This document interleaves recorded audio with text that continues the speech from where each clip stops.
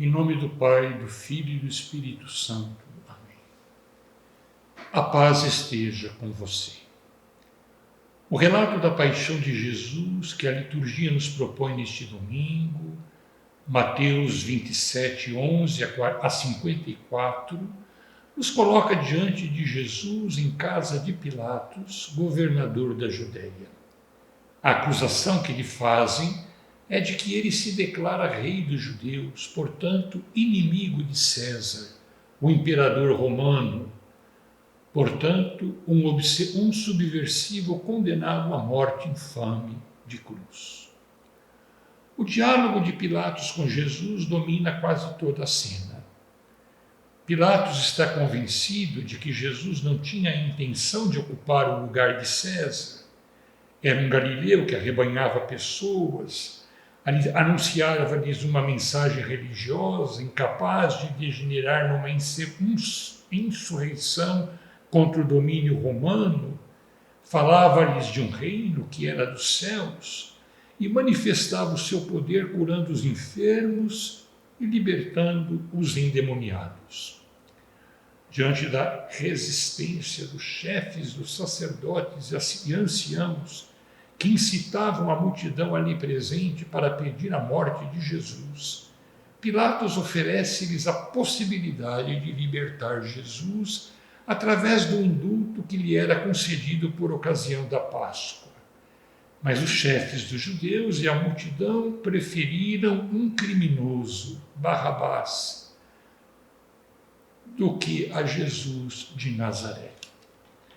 O evangelista nos diz que Jesus permanecia em silêncio, absoluto silêncio. A mulher de Pilatos o adverte que em sonho havia sofrido por causa de Jesus, a quem lhe pedia que não se envolvesse nessa trama maldita. Entretanto, Pilatos, vendo que não conseguia nada e a desordem aumentava, lavou suas mãos, pensando com esse gesto livrar-se da responsabilidade da morte de Jesus. E a multidão ironicamente responde: o seu sangue caia sobre nós e sobre nossos filhos.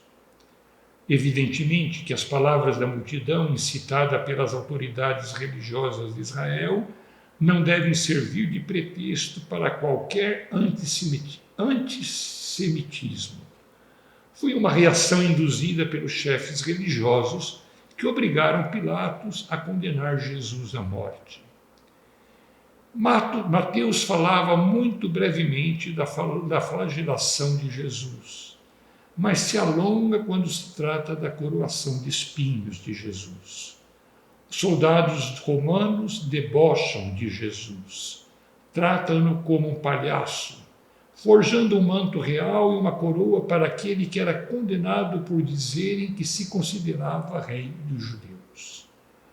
Levando para um lugar chamado Gólgota, ou seja, lugar que se chamavam de caveira, o crucificaram e deram-lhe de beber vinho misturado com fel. E ali aos pés da cruz sortearam sua veste, que serviria como pagamento ao carrasco. Crucificaram-no, colocando sobre a sua cabeça por escrito a razão da sua condenação. Este é Jesus, o Rei dos Judeus. Com ele foram crucificados 2 ladrões, um à direita, outro à esquerda. Na cruz, Jesus é escarnecido e injuriado. A outro salvou, a si mesmo não pode salvar. Rei de Israel, que desça agora da cruz e creremos nele. Confiou em Deus, pois que o livre agora, se é que se interessa por ele. Mateus nos fala da escuridão que caiu sobre a terra no momento que Jesus morria.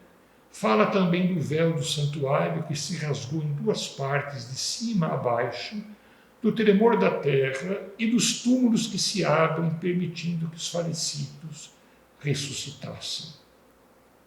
Os sinais que acompanham a morte de Jesus já atestam a sua vitória e surgem como uma imagem da sua ressurreição. Aquele em quem se cumpririam todas as Escrituras, cuja condenação foi injusta e a morte declarada covardemente, é o Filho de Deus. O centurião e os que com ele guardavam a Jesus, ao verem o terremoto e tudo mais que estava acontecendo, ficaram muito amedrontados e disseram: de fato, este era o Filho de Deus. E para finalizar, Mateus nos fala da presença das mulheres que, ao contrário dos apóstolos e dos outros discípulos, acompanharam Jesus até a sua morte. Ao celebrar a paixão de Jesus, nós nos damos conta de que somos contemporâneos a ela.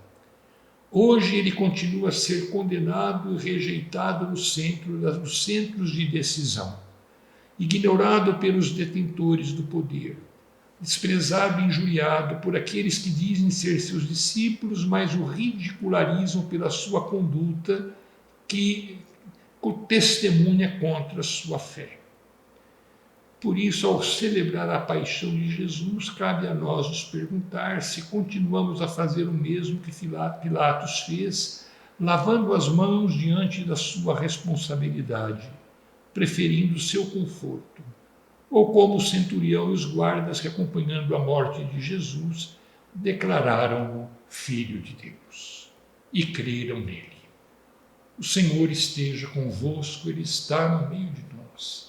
Abençoe-vos Deus Todo-Poderoso, Pai, Filho e Espírito Santo. Amém.